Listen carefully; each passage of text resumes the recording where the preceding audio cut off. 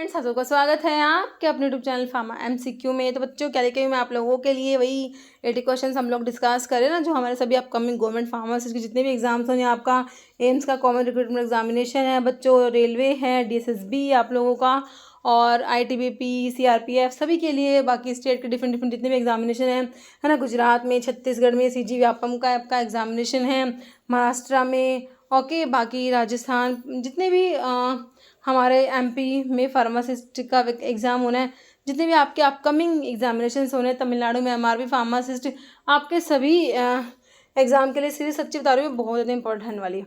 Okay, तो इसको follow कीजिए इस सीरीज़ को।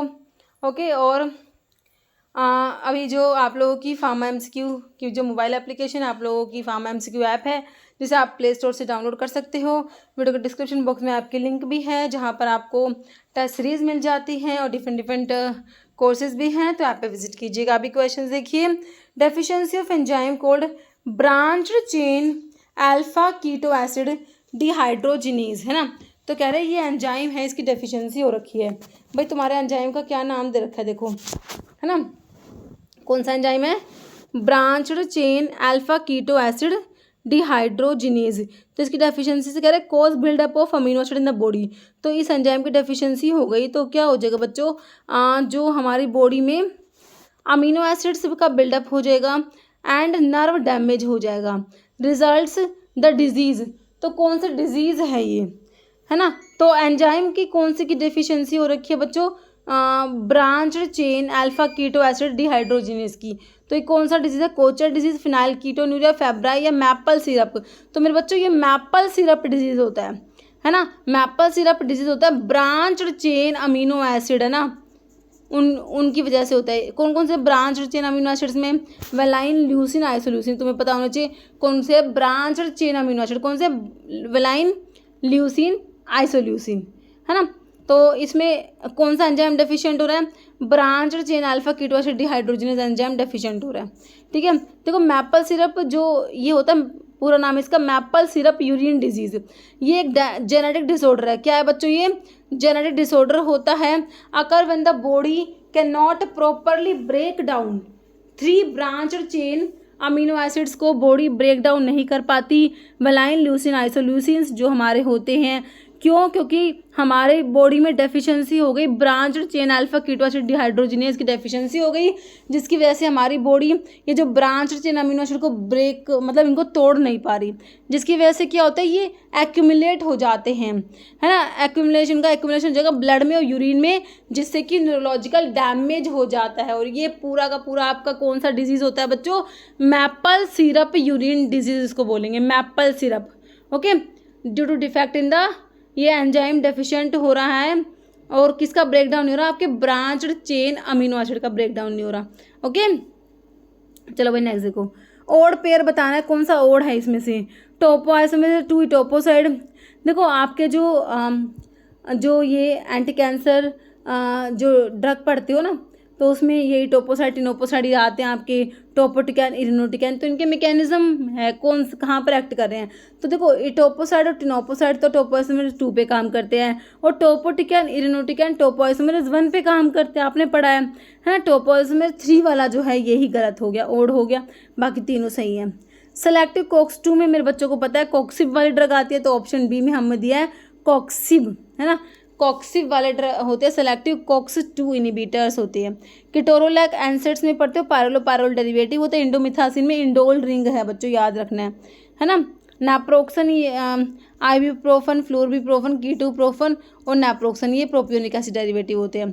नेक्स्ट है, one of the following is not a systemic corticosteroid, नहीं होता, है ना। ब्यूडिसोनाइड, डेक्सामिथासोन, मिथाइलप्रेडनिसोलोन या ट्रामसिनोलोन। तो हमारा ब्यूडिसोनाइड जो बच्चों है ना, ये सिस्टमिक कॉर्टिकोस्टेरॉइड्स में नहीं आता, इनहेलेशनल्स में आता नहीं। नेक्स्ट है माओ बी इनिबिटर में बच्चों कौन सा आएगा? सिलिजिलिन, dopamine, adrenaline, isoprenaline. MAO B inhibitor में सिलिजिलिन आता है, और माओ ए इनिबिटर में रिवर्सिबल इनिबिटर ऑफ माओ ए पढ़ते हैं रीमा के नाम से, मोक्लोमैड एंड क्लोरगाइलिन।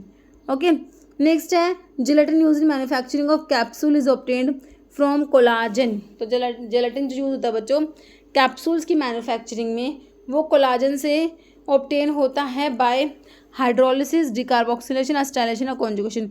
तो पार्शियल हाइड्रोलिसिस होती है बच्चों।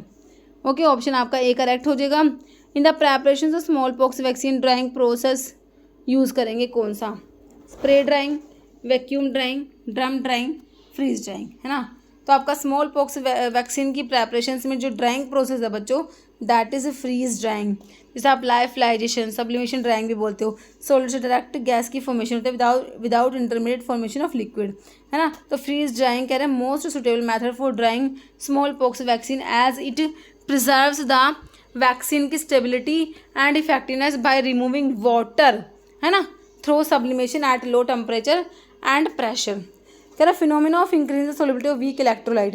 भाई वीक इलेक्ट्रोलाइट की सोलिबिलिटी को इंक्रीज करा रहे हैं and non polar molecule by the addition of, किसको ऐड करके? वाटर मिसिबल सोलिवेंट, जिसमें ड्रग की गुड सोलिबिलिटी होती है। तो ये फिनोमिना क्या होता है ना। कॉम्प्लेक्सेशन में तो बच्चों कॉम्प्लेक्स फॉर्मेशन करेंगे सोलिबिलिटी को बढ़ाने के लिए। को सोलवेंसी, सोलिबिलाइजेशन या हाइड्रोट्रोफी। तो बच्चों ये आपका को सोलवेंसी से कहोगे, क्या कहोगे? को सोलवेंसी। ओके, कॉम्प्लेक्सेशन में कह रहे हैं इसमें क्या होता है? कॉम्प्लेक्स की फॉर्मेशन होता है बिटवीन ड्रग मॉलिक्यूल और अदर मॉलिक्यूल, जैसे कि साइक्लोडेक्स्ट्रीन हो गया। क्यों? क्योंकि सोलिबिलिटी को बढ़ाने के लिए, एनहांस कराने के लिए, इंक्रीज कराने के लिए। हाइड्रोट्रोफी में कहते हैं कि इसमें यूज़ ऑफ हाइड्रोफिलिक, तुम ना hydrophilic substance, water living substance को यूज़ करते हो। किसमें? हाइड्रोट्रोफी में। हाइड्रोफिलिक जो आपका सब्सटेंस यूज़ करोगे सोलिबिलिटी को बढ़ाने के लिए, पुअरली सोल्यूबल सब्सटेंस की सोलिबिलिटी को तुम्हें बढ़ाना है, तो तुम क्या करोगे बच्चों? इसमें हाइड्रोफिलिक सब्सटेंस को यूज़ करते हो। हाइड्रोफिलिक जो कि वाटर लविंग होते हैं, है ना। नेक्स्ट देखो, viscosity of liquid dash with rising temperature. भाई टेम्परेचर बढ़ाओगे तुमने टेम्परेचर बढ़ाया तो विस्कोसिटी पे क्या फ़र्क पड़ेगा, है ना। इन्वर्सली प्रोपोर्शनल होता है भाई। टेम्परेचर बढ़ाओगे तो विस्कोसिटी कम हो जाएगी ना, है ना। ऑप्शन बी हो जाएगा सिंपली। नहीं sir, semi solid preparation for external applications. देखो सेमी सॉलिड प्रेपरेशन तो मेरे बच्चों सारी ही दे रखे हैं तुम्हें। कह रहा है एक्सटर्नल एप्लीकेशंस के लिए होते हैं that differ from similar products in containing high proportion of finally powdered medicaments. तो मैंने बताया फाइनली पाउडर्ड मेडिकामेंट्स ज़्यादा होते हैं किसमें? पेस्ट के केस में, है कि नहीं। ऑप्शन बी तुम्हारा पेस्ट करेक्ट हो जाएगा। स्पेसिफिक ग्रेविटी सिरप की तुमसे पूछी हुई है, 1.8 नहीं होगा, 1.5 है, 3.1 नहीं होगा, 1.313 होता है बच्चों। ऑप्शन बी हो जाएगा 1.313। Okay, following polyols uses humectant in creams. Humectant होते हैं ना बच्चों जो ना मॉइस्चर को रिटेन करते हैं, है ना, ताकि ड्राई ना हो जाए तुम्हारी क्रीम। तो इसमें ना ग्लिसरीन आता है, सोर्बिटोल आता है, प्रोपाइलिन ग्लाइकोल, ये तीनों ही ह्यूमेक्टेंट के एग्जाम्पल्स होते हैं, है ना बच्चों। नेक्स्ट देखो, ये if the urine pH increase then, अगर यूरिन का पीएच बढ़ जाएगा, पीएच बढ़ेगा मतलब कि अल्कलाइन हो गया, तो क्या होगा? अल्कलाइन पीएच पे excretion of weekly basic drug. तो भाई बेसिक ड्रग है तो उसका एक्सक्रीशन तो नहीं बढ़ेगा, क्योंकि बेसिक ड्रग है बच्चों, वो तो आपकी आयनाइज नहीं होगी, अनआयनाइज होके वो तो एब्जॉर्ब हो जाएगी, एक्सक्रीट आउट नहीं हो पाएगी। लेकिन जो वीकली एसिडिक ड्रग होगी वो अल्कलाइन पीएच पे क्या हो जाएगी बच्चों? आयोनाइज हो जाएगी। अब आयोनाइज होने के बाद वो एब्जॉर्ब नहीं हो पाएगी तो एक्सक्रीट आउट हो जाएगी, है ना। बाकी excretion of non polar drug increase any type of drug remain unaffected. तो क्या होगा? अगर पीएच को बढ़ा दोगे, यूरिन के पीएच को अल्कलाइन कर दोगे, तो तुम्हारे जो वीकली एसिडिक ड्रग है ना बच्चों, उनका एक्सक्रीशन एनहेंस हो जाएगा। तो यही करते हैं कि भाई एसिडिक ड्रग का पॉइजनिंग होगा, है ना। अगर मान लो एसिडिक ड्रग का पॉइजनिंग है तो क्या करते हैं भाई, हमें एसिड ड्रग है उसको एक्सक्रीट आउट कराना है, तो यूरिन का पीएच अल्कलाइन कर देंगे ताकि हमारी ड्रग जो है वो आयोनाइज हो जाए और एक्सक्रीट आउट हो जाए। ओके, तो समझ आ गया। ऑप्शन बी नेक्स्ट है, lungs is lined by thin layer of tissue, है ना। लंग्स की जो लाइनिंग है ना, मेम्ब्रेन जो है वो देखो प्लूरा बिल्कुल होती है, पेरिटोनियम, एल्वियोली तो फंक्शनल यूनिट होती है तुम्हारे लंग्स की, ब्रोंक्यूल्स तो यहाँ पर प्लूरा होता है, सिंपली ऑप्शन ए। तेरा रेट्रोपेरिटोनियल इन एनाटॉमी में मतलब क्या होता है? रेट्रोपेरिटोनियल का लेफ्ट साइड होता है पेरिटोनियम के, राइट में या फिर फ्रंट या बिहाइंड, इसका मतलब बिहाइंड। रेट्रोपेरिटोनियम का मतलब होता है बिहाइंड साइड ऑफ पेरिटोनियम। कह रहे peritoneum membrane that lines abdominal cavity को तुम्हारी लाइन करती है एंड कवर करती है most of the abdominal organ को कवर करती है हमारी peritoneum. Retroperitoneum space is the area behind this membrane के पीछे जो होता है। Therefore anything described as retroperitoneal is located behind the peritoneum. Okay, cardiac muscles क्या होती है मेरे बच्चों? वॉल्यूंट्री होती है क्या भाई? अब देखो, कार्डियक मसल्स तुम्हारे हार्ट की मसल्स हैं। अब ऐसा है तो नहीं है कि भाई हम चाहेंगे तभी हमारा जो हार्ट है बीट करेगा और हम चाहेंगे तो रुक जाएगा। ऐसा नहीं होता, तुम सोते हो तभी भी तुम्हारा हार्ट तो भाई अपना काम करता ही रहता है ना। तो वॉल्यूंट्री तो नहीं होती, इनवॉल्यूंट्री बिल्कुल होती है भाई, है ना। तो स्केलेटल मसल्स तो हमारी अलग होती है, स्केलेटल, स्मूथ और कार्डियक मसल्स हम लोग पढ़ते हैं, 3 तरीके की होती है ना। स्केलेटल तो खुद ही एक मसल्स है। यहाँ पर जो है मेरे बच्चों इनवॉल्यूंट्री करेक्ट हो गया तुम्हारा ऑप्शन बी। कह रहा HbA1c ग्लाइकेटेड ये हीमोग्लोबिन होता है। कह रहा इसका लेवल रेंजेस फॉर डायबिटीज़ के लिए कितना होना चाहिए? 4.5 से 5.4% है, 5.5 से 6.4%, 6.5% एंड अबव नन। तो अगर 6.5% से ज़्यादा होता है ना, इसका मतलब है कि भाई हमारा जो है डायबिटीज़ है भाई, ठीक है। तो 6.5 से ज़्यादा वाला है ना, तो ये HbA1c हमारा ग्लाइकेटेड हीमोग्लोबिन होता है। कह रहा स्पेसिफिकली मेजर द परसेंटेज। तो HbA1c क्या मेजर करता है? Percentage of RBCs that have glucose attach to the haemoglobin. ये ग्लाइकेटेड HB जो आपका HbA1c का मतलब है कि RBC का वो परसेंट जिनका हीमोग्लोबिन अटैच हो रखा है किससे बच्चों? ग्लूकोज से। ऐसी RBC जिनका हीमोग्लोबिन ग्लूकोज से अटैच है, ग्लूकोज ज़्यादा होगा तभी तो जो है RBCs में जो हीमोग्लोबिन है भाई, हमारे RBCs हीमोग्लोबिन की तो बनी हुई है, तो ग्लूकोज वहाँ अटैच हो जाएगा, ठीक है।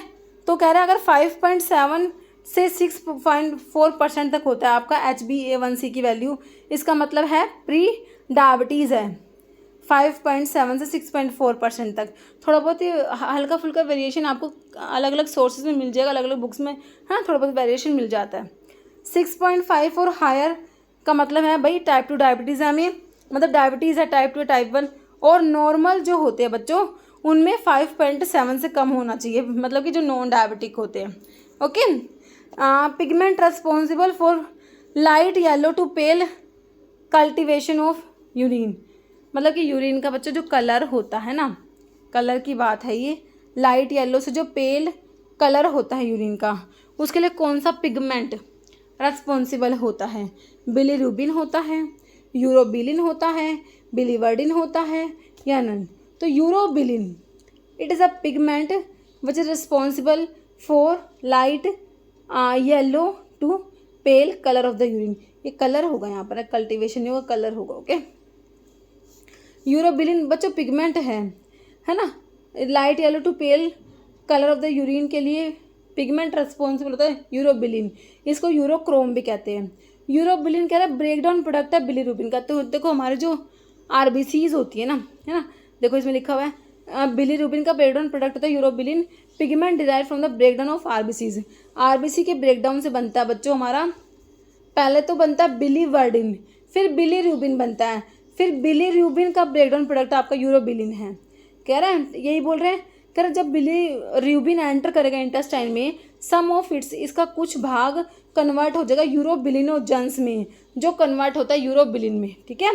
बिलीरुबिन तुम्हारा इंटेस्टाइन में जाके कन्वर्ट हो जाएगा urobilinogen, then it is converted into urobilin. Portion of urobilinogen is reabsorbed into bloodstream excreted through the kidney, giving urine its characteristic yellow color. Okay, next क्या है? Which of the following statement is not true? Reserpine के लिए, but reserpine रोवोल्फा से मिलता है, anti hypertensive बिल्कुल होता है।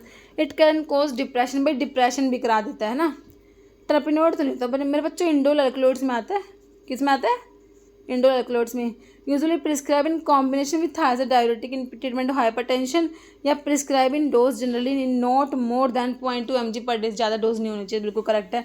तो भाई ट्रपिनोड तो होता ही नहीं है ना, नोट में ऑप्शन बी आ गया। Phenolphthalein is a synthetic indicator and its colour in acidic and basic solution respectively are. तो एसिडिक सोल्यूशन में फिनोल्फ्थलीन हमारा एसिडिक में कलरलेस होता है, एसिडिक में कलरलेस होता है, बेसिक में पिंक कलर का होता है। तो ये देख लो ऑप्शन डी में तुम्हें दे रखा है, बिल्कुल करेक्ट हो गया। Phenolphthalein synthetic indicator that remain colourless होता है एसिडिक में, एसिडिक कंडीशन में कलरलेस होगा बच्चों, और बेसिक में ये पिंक कलर का होगा। Following inorganic impurities common in pharmaceutical substance, तो इम्प्योरिटीज होती है हमारी भाई क्लोराइड, सल्फेट, हैवी मेटल सारे ही होते हैं, है ना। तो ऑप्शन डी करेक्ट हो जाएगा। Principle of limit test for sulphate using barium chloride, क्या प्रिंसिपल है? सल्फेट आयन फॉर्म, देखो ब्लैक येलो पीपीटी नहीं बनाएंगे, पीपीटी तो बनेंगे लेकिन वाइट बनेंगे। ऑप्शन बी करेक्ट हो जाएगा, वाइट पीपीटी। कह रहे प्रिंसिपल जो होता है इसका लिमिट टेस्ट फॉर सल्फेट का, इसमें क्या करते हैं, क्या यूज़ करते हैं? बेरियम क्लोराइड मेरे बच्चों, क्या यूज़ करोगे? बेरियम क्लोराइड यूज़ करोगे, BaCl2, है ना। Is based on the reaction between soluble sulphate ion and जो आपका है SO4 2 नेगेटिव, है ना। सल्फेट और barium chloride in the presence of, किसकी प्रेजेंस में? Dilute HCl which form insoluble barium sulphate BaSO4 बन जाएगा, appear as white PPT. Okay. Dash are agents use for neutralising excess acid in the stomach, भाई एसिड को neutralise कौन करेगा? जो बेस होगा, है ना। तो ये आपके एंटासिड्स होते हैं बच्चों, जो कि वीक बेस होते हैं, तुम्हारा स्टमक के एसिड को न्यूट्रलाइज करेंगे। ओके। सिस्टमिक और नॉन सिस्टमिक पढ़ते हो, सिस्टमिक होते हैं, नॉन सिस्टमिक होते हैं। सिस्टमिक में सोडियम बाइकार्बोनेट, सोडियम सिट्रेट आता है। नॉन सिस्टमिक में कैल्शियम कार्बोनेट होता है, magaldrate, magnesium trisilicate, aluminium hydroxide gel, ये सब आपके आते हैं। Next, which of the following agent prevent करेंगे डेंटल डीके, टूथ का डीके कौन प्रिवेंट करेगा? सोडियम फ्लोराइड, स्टेनस फ्लोराइड, भैया एंटी केरीज एजेंट होते हैं तुम्हारे, है ना। सोडियम मोनोफ्लोरोफॉस्फेट सारे ही जो इसमें आ जाएंगे आपके, ऑप्शन डी करेक्ट हो जाएगा। Buffer is able to resist pH change because of its, buffer तुमने पढ़ा है भाई, pH को चेंज नहीं होने देते। बफर क्या होते हैं? विच रजिस्ट चेंज इन pH, है ना। तो क्यों? कह रहा स्ट्रॉन्ग एसिड इस वजह से, वीक स्ट्रॉन्ग बेस नहीं, कॉन्जुगेट एसिड और कॉन्जुगेट बेस की वजह से होता है बच्चों। ये ऑप्शन आपका सी करेक्ट हो जाएगा। Okay. Following reduce the sensitivity of teeth to heat and cold, है ना। तो आपका मतलब कि जो सेंसिटिविटी को रिड्यूस करा रहा है ना, तो मैग्नीशियम क्लोराइड, सोडियम क्लोराइड नहीं होगा बच्चों, यहाँ पे स्ट्रोंटियम क्लोराइड, डिसेंसिटाइजिंग एजेंट्स पढ़ते तुम, स्ट्रोंटियम क्लोराइड करेक्ट हो जाएगा। हाइपर नाइट्रीमिया मतलब सोडियम ज़्यादा हो रखा है बच्चों, is one of the most common electrolyte disorder that occur when, कब होगा भाई सोडियम बॉडी में ज़्यादा, कब होगा बता दो। पहले देखो ऑप्शन देख लो तुम, ये कैल्शियम या पोटाशियम से तो है ही नहीं, सोडियम की बात कर रहे हो। सोडियम इंटेक ज़्यादा हो जाएगा रिनल क्लियरेंस से, है ना, तो आपको सोडियम का लेवल ज़्यादा हो जाएगा, तो हाइपर नाइट्रीमिया, ऑप्शन ए करेक्ट हो गया है।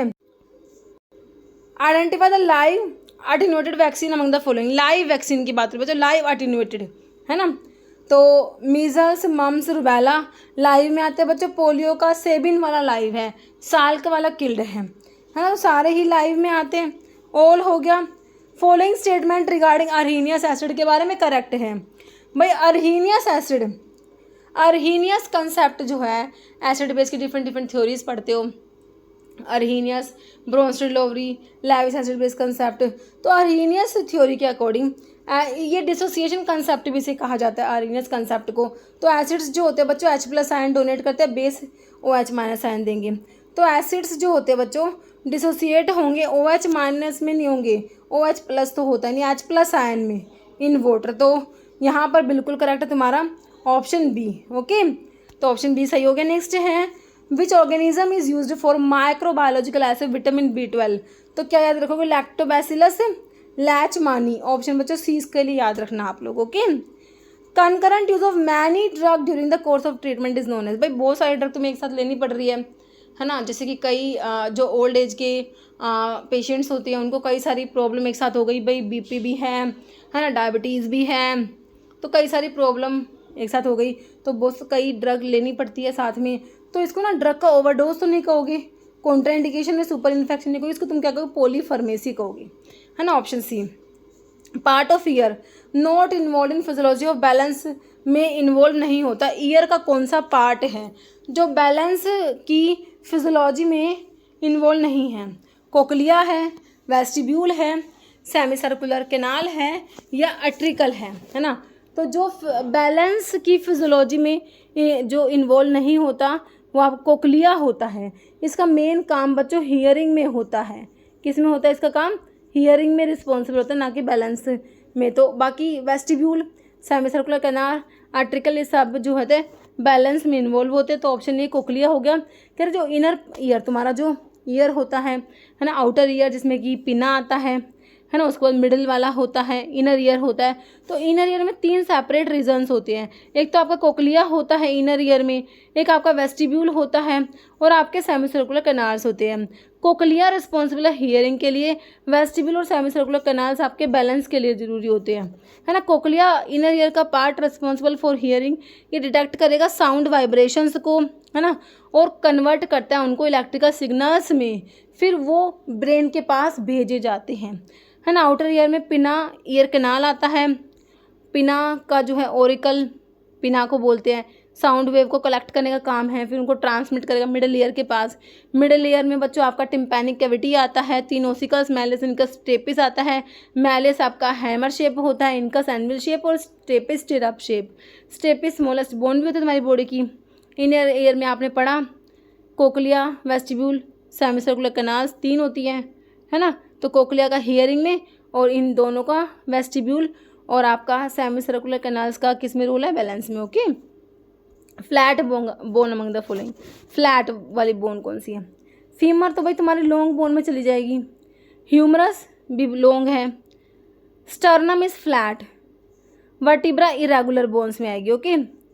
विच nervous system control diameter, blood vessel का डायमीटर? भाई ब्लड वेसल का डायमीटर कौन कंट्रोल करेगा? तुम्हारा CNS कंट्रोल करेगा, तुम्हारा ANS, PNS है सोमैटिक। सोमैटिक तो स्केलेटल मसल्स को कंट्रोल करता है ना। PNS पेरिफेरल नर्वस सिस्टम, तो PNS में ही ANS ऑटोनोमिक नर्वस सिस्टम जो है ये आप लोगों का आ जाएगा सिंपैथी, ठीक है। तो यहाँ पर जो हमारा ब्लड वेसल का डायमीटर है तो इसको कंट्रोल कर रहा है कौन? ऑटोनोमिक नर्वस सिस्टम होता है आप लोगों का, जिसमें आपके सिंपैथेटिक और पैरासिम्पैथेटिक नर्वस सिस्टम पढ़ते हो। तो यहाँ पर ऑप्शन बी करेक्ट है। नेक्स्ट है, first plan for family planning in India was introduced इन 19 कौन सा वाला? 74, 51, 61 या 69? तो 1951, 1951 से 56 हो जाएगा। First plan for family planning in India was introduced in 1951 to 56, है ना। कह रहे India's first family planning programme को लॉन्च किया गया 1952 में, which was part of first 5 year plan 1951 से 56 तक। India was the first country in the world to introduce a national family planning programme, ठीक है। जैसे which blood vessel take blood away from kidney, भाई kidney से blood लेके जाएगी, है ना। रीनल वेन होगी, renal portal vein, efferent arteriole, efferent arteriole. तुम्हारी रीनल वेन होगी जो किडनी से ब्लड को लेके जाएगी, renal vein. Okay. Main blood vessel that carries blood from kidney and ureter to the, ये लेके जाती है इन्फीरियर वेना केवा के पास, ठीक है। कौन सी? Renal vein. Large vein that carries blood to the heart from the, और जो ये है lower part of the body, आपको इन्फीरियर वेना केवा के बारे में बताया हुआ है ना। नेक्स्ट है somatic nervous system control the activity of. Somatic nervous system किसकी एक्टिविटी को कंट्रोल करेगा? Smooth muscles, cardiac muscles. ये तो बच्चों ऑटोनोमिक नर्वस सिस्टम यहाँ पर काम करेगा, तो यहाँ पर स्केलेटल मसल्स हो जाएगा। तुम्हारे GIT में भी तुम्हारे स्मूदी मसल्स होती है, इनके लिए भी ANS हो जाएगा। तो यहाँ पर ऑप्शन सी करेक्ट है, स्केलेटल मसल्स है ना, जो हमारे इच्छा से काम करेंगी, वॉल्यूंट्री होती है ना। हेपेटाइटिस B वायरस DNA याद रख लो, हेपेटाइटिस B DNA वायरस होता है ना, RNA नहीं होता, डिफेक्टिव RNA नहीं है, रेट्रोवायरस नहीं है, DNA वायरस है। Among the following spirit of salt, तुम कहते हो HCl को, भाई हाइड्रोक्लोरिक एसिड को क्या कहोगे? स्पिरिट ऑफ सोल्ट, ठीक है। म्यूरेटिक एसिड भी कहते हो। शॉर्ट एक्टिंग एंटीकोलिनेस्टेरेज ड्रग बताओ, शॉर्ट एक्टिंग है। एड्रोफोनियम होता है, इसीलिए इसको मायस्थीनिया ग्रेविस, जो कि ऑटोइम्यून डिजीज़ है ना। तो निकोटिनिक रिसेप्टर्स होते हैं, वहाँ पर एंटीबॉडी डेवलप हो जाती है ना बच्चों, तो आपका एसिटाइलकोलिन वहाँ पर बाइंड नहीं हो पाता है ना मायस्थीनिया ग्रेविस में, ठीक है। तो क्या करते हैं? डायग्नोसिस के लिए एड्रोफोनियम दिया जाता है, बाकी ट्रीटमेंट के लिए पाइडोस्टिग्मिन, नियोस्टिग्मिन लॉन्ग एक्टिंग ड्रग देते हैं। शॉर्ट एक्टिंग एंटीकोलिनेस्टेरेज ड्रग यहाँ पर एड्रोफोनियम हो जाएगा, जो डायग्नोज करने के लिए मायस्थीनिया ग्रेविस को तुम यूज़ करते हो, ठीक है। In which limit test thioglycolic acid use करेंगे हम, किसमें? आयरन के लिमिट टेस्ट में बच्चों। कहाँ पर यूज़ करोगे? आयरन के लिए। आर्सेनिक के लिए आप गजेट अपरेटस आपने पढ़ा है ना, सल्फेट या क्लोराइड। तो यहाँ पर आयरन का लिमिट टेस्ट है, वहाँ पर थायोग्लाइकोलिक एसिड को हम यूज़ करेंगे। कह रहा आयरन का लिमिट टेस्ट किस पर डिपेंड करेगा? Reaction between ferrous iron and thioglycolic acid in the presence of ammonia use करोगे बच्चों मीडियम को अल्कलाइन बनाने के लिए। Okay. Pale pink to deep reddish purple colour is produced, ferric ion reduce होगा फेरस आयन में, by thioglycolic acid. Thioglycolic acid कर रहा है फेरिक को फेरस में कन्वर्ट करा रहा है एंड कंपाउंड प्रोड्यूस होता है फेरस थायोग्लाइकोलेट। ठीक है। Citric acid help respiration of iron bye ammonia by forming its own complex with ammonia. Ammonia use करोगे मीडियम को अल्कलाइन बनाने के लिए। फेरस थायोग्लाइकोलेट कलरलेस होता है। देखो मीडियम को हमने अल्कलाइन क्यों बनाया, अमोनिया क्यों यूज़ करा, क्योंकि अगर न्यूट्रल मीडियम होता तो जो कलर आया फेरस थायोग्लाइकोलेट का वो कलर नहीं आता, कलरलेस होता, क्योंकि हमारा फेरस थायोग्लाइकोलेट न्यूट्रल मीडियम में और एसिडिक मीडियम में। ठीक है। कलर सिर्फ अल्कलाइन मीडियम में डेवलप होगा, इसलिए हमें अमोनिया को यूज़ करना पड़ेगा। फॉलोइंग इज नॉट क्लास 1 से एंटीएथमिक ड्रग। एंटीएथमिक ड्रग में क्लास 1A में बच्चों आपके सोडियम चैनल के ब्लोकर्स आते हैं। क्लास 1 में सोडियम चैनल के ब्लोकर्स हैं, क्लास 1A 1B 1C, है ना, 1A 1B 1C। 1A में 3 ड्रग क्यूपिडिस तुमने याद कर रखी है, क्विनिडीन, प्रोकेनामाइड, डायसोपारामाइड। 1B में लिडोकेन मैक्सिलिटीन आता है, टोकेनाइड, फेनेटोइन आता है। 1C में एनफ्लीप्रोमोरी, ठीक है, प्रोपाफिनोन, मोरिसिजिन, एनकेनाइड, फ्लिकेनाइड। देखो प्रोपाफिनोन, मोरिसिजिन, एनकेनाइड, फ्लिकेनाइड को छोड़ दो तो बाकी मैक्सिलिटीन क्लास 1C में ना आगे क्लास 1B में आती है ना, क्लास 1B में याद रखना। ये आपके एंटीएथमिक ड्रग है। देखो क्लास 1A में क्यूपिड से 3 ड्रग, 1B में लिडोकेन मैक्सिलिटीन के साथ टोकेनाइड, फेनेटोइन, 1C में एनफ्लीप्रोमोरी से। ओके। फॉलोइंग एग्जाम्पल है फिजिकल इनकम्पैटिबिलिटी का। तो error in dosage form, alkaloidal incompatibility, drug interaction, liquefaction. तो फिजिकल में होता है बच्चों इंसॉल्युबिलिटी, इमिसिबिलिटी, प्रेसिपिटेशन और लिक्विफैक्शन। ये क्या आते हैं, फिजिकल इनकम्पैटिबिलिटी में आते हैं। सलाइवरी अमाइलेज हेल्प करेगा in digestion of the foreign nutrients. तो सलाइवरी अमाइलेज, भाई अमाइलेज क्या कर रहा है, तुम्हारा कार्बोहाइड्रेट के डाइजेशन के लिए रिक्वायर्ड होता है, तो फैट, विटामिन, प्रोटीन ना होकर स्टार्च को डाइजेस्ट करने में हेल्प करेगा सलाइवरी अमाइलेज। फ्लोरोक्विनोलोन्स कैसे काम करेंगे, भाई तुमने पढ़ा डीएनए गायरेज को इनहिबिट कराते हैं फ्लोरोक्विनोलोन्स, जैसे सिप्रोफ्लोक्सासिन, ओफ्लोक्सासिन, है ना, इनहिबिट कराएगा फोलिक एसिड के सिंथेसिस को, रिड्यूसिंग न्यूक्लियोटाइड का प्रोडक्शन, डीएनए सिंथेसिस ऐसा नहीं होता। Inhibit ribosome subunit leading to cessation of protein synthesis, बिल्कुल नहीं। डिसरप्टिंग जो peptidoglycan cross linking, weakening bacterial cell wall सरासर नहीं करेगा।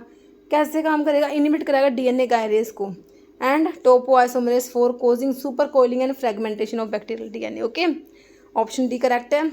विजिबल जो कलर रिंग है आई का, दिख रहा है तुम्हें आँख में, रंगीन तुम्हारी आँख का जो पार्ट है, लेंस है, आयरिस, कॉर्निया वाइट ऑफ आई को बोलते हो, रेटिना इनर मोस्ट पार्ट होता है। तो विजिबल जो कलर्ड पार्ट है भाई, this is known as iris. Okay, तो आई में भाई स्क्लेरा, कॉर्निया आउटर में आ जाएंगे, मिडिल में करोइड सिलिंडर बॉडी आइरिस, और रेटिना इनर मोस्ट होता है। कलर वाला आपका आइरिस हो गया जो कि मिडिल जो है पार्ट में आता है। Following is PPAR alpha agonist, peroxisome proliferator activated receptor alpha के एगोनिस्ट कौन से हैं? नायसिन नहीं है, एसिटिमाइब नहीं है, कॉल्सवैलम नहीं होता, बाइल एसिड सिक्वेस्ट्रेंट में आता है, जैम फिब्रोजिल फिब्रिक एसिड डेरिवेटिव होते हैं हमारे PPAR अल्फा के क्या है, एगोनिस्ट होते हैं।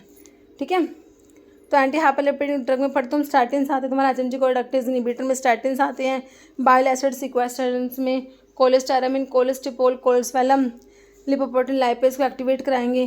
PPAR अल्फा एगोनिस्ट भी होते हैं, ये फिब्रिक एसिड डेरिवेटिव आपके लिपोलिसिस को इनहिबिट कराएंगे, ट्राइग्लिसराइड के सिंथेसिस को इनहिबिट कराएंगे, निकोटिनिक एसिड, अदर्स में एजिटिमाइड, गुगुलिपिड्स आता है। Okay, who has power to fix the ceiling price of scheduled formulation, किसके पास पावर है? नेशनल फार्मास्यूटिकल प्राइसिंग अथॉरिटी, डक director general health service, national medical commission या pharmacy council of India PCI, किसके पास है power to fix ceiling price of scheduled formulations? तो ये NPPA, national pharmaceutical pricing authority करें। NPPA responsible for fixing and enforcing price of scheduled formulations under the drug price control order DPCO. They determine selling price for medicines listed in Schedule 1 of DPCO, and manufacturers are required to sell these medicines at or below the selling price. Okay, leprosy क्या है बच्चों? Viral disease है, मेटाजोअल है, fungal या bacterial? तो कौन सी है leprosy? भाई बैक्टीरियल, माइकोबैक्टीरियल लेप्री कोज कराते हैं, तो बैक्टीरियल डिजीज है सिंपली, हैंसन डिजीज भी कहते हैं इसको। Following drug does not require TDM therapeutic drug monitoring, तो नैरो थेरेपेटिक इंडेक्स की ड्रग के लिए TDM की रिक्वायरमेंट होती है, बाकी किसके लिए नहीं है? एसिटामिनोफेन पैरासीटामोल के लिए कोई टीडीएम की रिक्वायरमेंट नहीं है। बाकी फेनेटोइन, डिजिटॉक्सिन और जेंटामाइसिन, इनके लिए टीडीएम की रिक्वायरमेंट बच्चों होती है। ओके, तो आंसर आपका ऑप्शन ए हो गया। नेक्स्ट है मैकेनिज्म ऑफ एक्शन सल्फोनामाइड्स का, बता दो। MOA मतलब मैकेनिज्म ऑफ एक्शन सल्फोनामाइड्स का बताओ। कॉम्पिटिटिव इनिबिटर है किसके? सारे में कह रहे हैं कॉम्पिटिटिव नॉन कॉम्पिटिटिव। तो कॉम्पिटिटिव इनिबिटर होते हैं एक, तो नॉन वाला ऑप्शन काट दो। किसका? डाईहाइड्रोटिरोइड। बच्चों रिडक्टेज नहीं होगा, सिंथेज को इनिबिट कराते हैं, सिंथेज को। ऑप्शन बी याद रखना। Okay, sulfasalazine is derivative of. Sulfasalazine जो होता है इसका एज रिडक्शन होता है और एज रिडक्टेज एंजाइम काम करेगा। और क्या क्या इसके डेरिवेटिव हैं, क्या क्या बनता है? सल्फा डाइमिडीन नहीं है बच्चों, डायाजीन नहीं है, सल्फा पायरिडीन होता है plus 5 amino salicylic acid. Okay, option D. Contact angle is the angle at which. Contact angle liquid या vapour phase interface meets a solid surface, बिल्कुल सही है। Liquid interface meets a solid surface, vapour interface meets नहीं होगा बच्चों, ये तो liquid या vapour interface meets a solid surface. Option A. सेना में कौन सा टाइप का स्टोमेटा है? सेना और कोका में पैरा रूबी पैरलर, पैरासिटिक रूबिएसिस से पैरलर सेल्ड स्टोमेटा होते हैं। किसमें? सेना और कोका में। पैरा रूबी पैरलर तो पैरासिटिक होते हैं। डायासिटिक वसका पिपरमिंट और स्पेरमिंट में। और N आइसोसिटिक belladonna datura stramonium BDS। और एनोमोसिटिक कोल्ड FBS याद कर रखा तुमने, है ना। क्लोव ओपियम लोबेरिया डिजिटालिस और फैनल और बुच्चू, ठीक है। पैरासिटिक हो गया। सिस ट्रांस आइसोमेरिज्म को और क्या कहोगे? ऑप्टिकल कहोगे, एब्सोल्यूट कहोगे, रिलेटिव या ज्योमेट्रिक? तो ज्योमेट्रिक आइसोमर्स होते हैं सिस ट्रांस, है ना। तो अगर दो सेम साइड में ग्रुप होते हैं इसमें तो आपका सिस होता है, ऑपोजिट साइड में ट्रांस होते हैं। हाँ, geometric isomerism. Atropa belladonna content dash type of stomata, ये बताया आपको। BDS belladonna datura stramonium. Anisocytic, कौन सा? Anisocytic. Okay, option C. Glatt coater is example for. Standard coating pan नहीं होता, ये परफोरेटेड कोटिंग पेन होता है बच्चों, वुस्टर कोटिंग पेन भी नहीं होता। क्या? Glatt coater is a type of coating machine that use a fully perforated drum allowing for efficient air flow and rapid drying during the coating process. Borntrager test किसके लिए होता है बच्चों? एंथ्राक्यूनोग्लाइकोसाइड्स के लिए तुम्हारा बोन ट्रैगर टेस्ट होता है। एक होता है मॉडिफाइड बोन ट्रैगर टेस्ट जो C ग्लाइकोसाइड्स के लिए होता है। कार्डियोग्लाइकोसाइड्स के लिए Kedde test, Raymond test, Legal test, Killiani test, Baljet test आते हैं आप लोगों के, है ना। बाकी ऑप्शन डी करेक्ट हो गया। नेक्स्ट है मिथोट्रिक्सेट क्या करेगा? कॉम्पिटिटिवली इनिबिट करेगा किसे? कॉम्पिटिटिव तरीके से किसे इनिबिट कराएगा ये? DHFR को। किसको? डाईहाइड्रोफोलेट रिडक्टेज को इनिबिट कराता है बच्चों DHFR। ऑप्शन बी में तुम्हें दे रखा है। ओके, मिथोट्रिक्सेट फोलेट एंटागनिस्ट होता है। एंटी कैंसर ड्रग में फोलेट एंटागनिस्ट में आपका जो होता है एंटी मेटाबोलाइट में फोलेट एंटागनिस्ट में मिथोट्रिक्सेट आता है। फॉलोइंग इज रिड्यूसिंग एजेंट, जो इसमें से है जो बच्चों रिड्यूसिंग एजेंट आप लोगों ने बताना है कौन सा है? PCl5, HNO3 and H2SO4 oxidising है बच्चे, तो KMNO4 पे ऑक्सीडाइजिंग है। यहाँ पर लिथियम एल्यूमिनियम हाइड्रेट, ऑप्शन जो है LiAlH4 इन ईथर, ऑप्शन 3 ये आपका रिड्यूसिंग एजेंट होता है। लिथियम अमोनियम हाइड्राइड होता है बच्चों ये पावरफुल रिड्यूसिंग एजेंट होता है। कॉमनली यूज़ करेंगे इसको organic synthesis to reduce various functional group, जैसे कि तुम्हारा कीटोन है, एल्डिहाइड हो गया, कार्बोक्सिलिक एसिड होता है, एस्टर्स होते हैं, इन सबको जो है रिड्यूस कराने के लिए टू अल्कोहल हम यूज़ करेंगे lithium aluminium hydride. Right to information act came into force 2005। Okay, याद रखना ऑप्शन सी। अब प्रोडक्ट टर्ब्यूटालिन का कौन सा होता है? Bambuterol, zafirlukast, montelukast, leukotriene receptor antagonist होते हैं। साल्मिटिरोल, फॉर्मिटिरोल, ये सारे आपके बीटा एगोनिस्ट है, लॉन्ग एक्टिंग होते हैं। बेम्ब्यूटिरोल हो गया prodrug of terbutaline. Nedocromil sodium cromoglycate और किटोटिफनी क्या होते हैं? Mast cell stabilizer. Alpha and beta form of cyclic glucose are known as. Epimer नहीं होते बच्चों, ये एनोमर होते हैं। क्या होते हैं? एनोमर्स होते हैं। Option B. एनोमर कह रहे हैं ऐसे stereoisomers that differ only in configuration at the anomeric carbon which is the carbon involve in formation of cyclic structure. Alpha and beta glucose differ only in the orientation of OH hydroxyl group at the anomeric carbon. Okay, antigen binding site of N antibody. भाई तुम्हारा antibody का जो structure है मेरे बच्चों, Y shape का structure होते हैं, है ना। दो तो इसमें क्या होती हैं, लाइट चेन होती हैं, दो इसमें क्या होती है, हैवी चेन होती है ना। एंटीबॉडी का जो स्ट्रक्चर है, एक क्वेश्चन आता है कैसा स्ट्रक्चर है, वाई शेप का स्ट्रक्चर है, कितने इसमें जो है ये देखो, दो लाइट चेन है, दो हैवी चेन है। तो एंटीजन बाइंडिंग साइट होता है एंटीबॉडी का, उसे क्या कहोगे, एंटीबॉडी का वो साइट जहाँ पर एंटीजन बाइंड कर रहा है। एपिटोप कहोगे, मीमोटोप कहोगे, पैराटोप या एफबी पोर्शन। तो पैराटोप एंटीजन बाइंडिंग साइट जो है एंटीबॉडी का, है ना। पैराटोप कह रहा है specific part of antibody molecule that directly interact with and bind to a specific antigen. Epitope होता है पार्ट होता है एंटीजन का, दैट द एंटीबॉडी रिकॉग्नाइज करती है और बाइंड करती है उससे। Essentially the target on the antigen that the paratope fit होता है जिसपे, है ना। देखो तुम्हारे देखो एंटीजन है और एक एंटीबॉडी है, एंटीबॉडी या एंटीजन है। तो कह रहा है भाई स्पेसिफिक पार्ट एंटीबॉडी का जो पार्ट है ना, जो इंटरेक्ट कर, एंटीबॉडी का जो पार्ट है बच्चों डायरेक्टली इंटरेक्ट करेगा, बाइंड करेगा स्पेसिफिक एंटीजन से।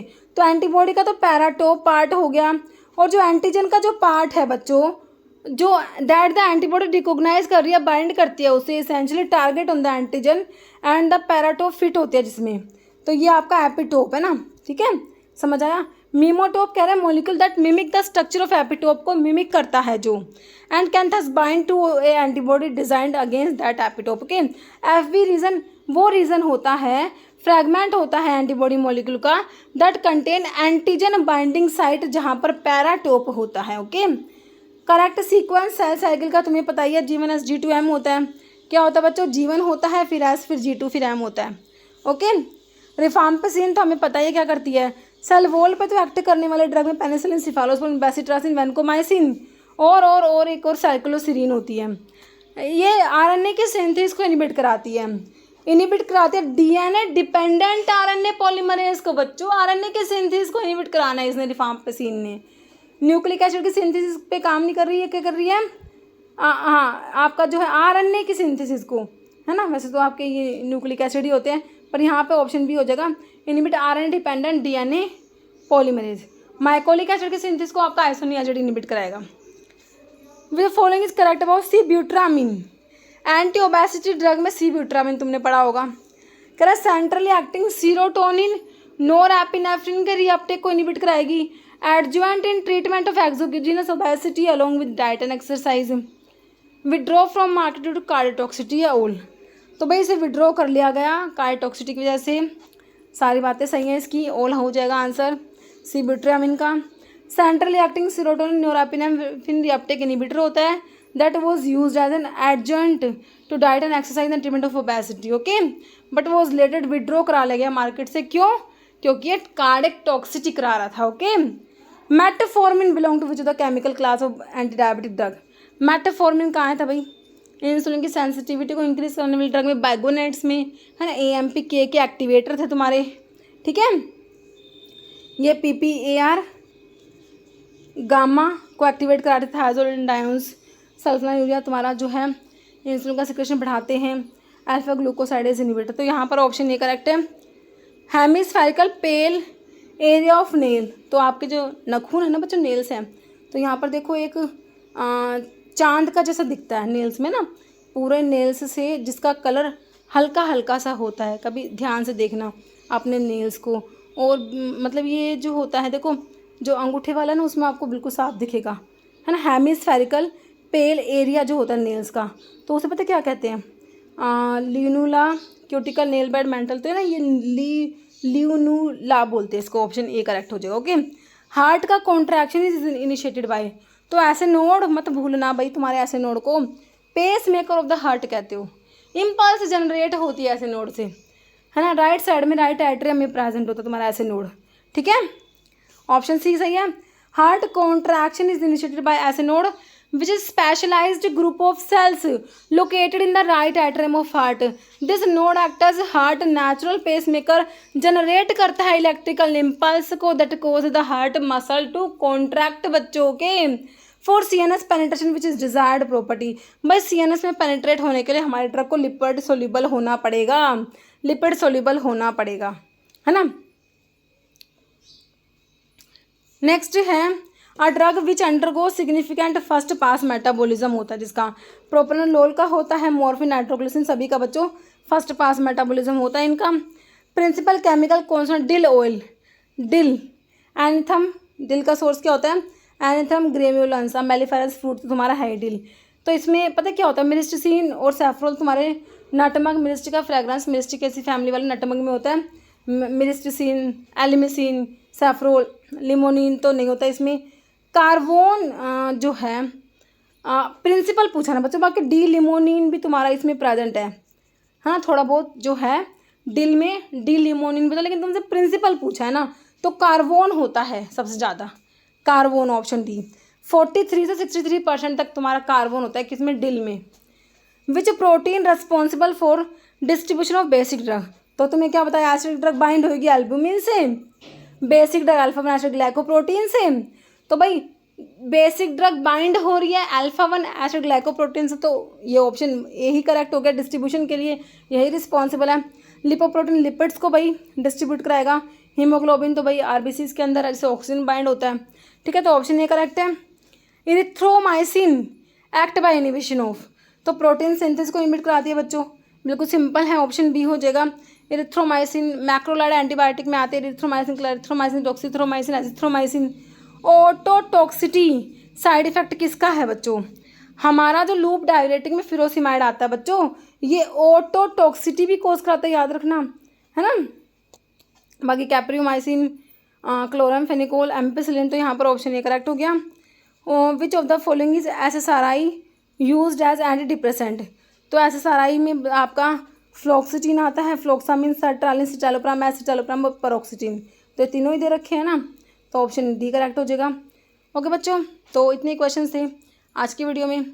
Okay, thank you.